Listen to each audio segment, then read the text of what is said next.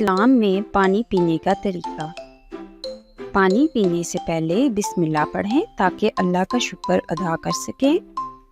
ہمیشہ بیٹھ کر پانی پئیں جیسے ہمارے پیارے نبی حضرت محمد صلی اللہ علیہ وآلہ وسلم نے ہمیں سکھایا ہے۔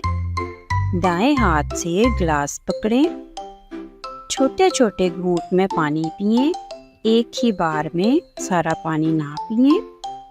پانی پینے کے بعد الحمدللہ کہیں تاکہ اللہ تعالیٰ کا شکر ادا کریں۔ پانی ضائع نہ کریں، صرف اتنا استعمال کریں جتنی ضرورت ہو۔ یہ آسان عمل صحت کے لیے بھی اچھا ہے اور اسلامی تعلیمات پر عمل کرنے کا بہترین طریقہ ہے۔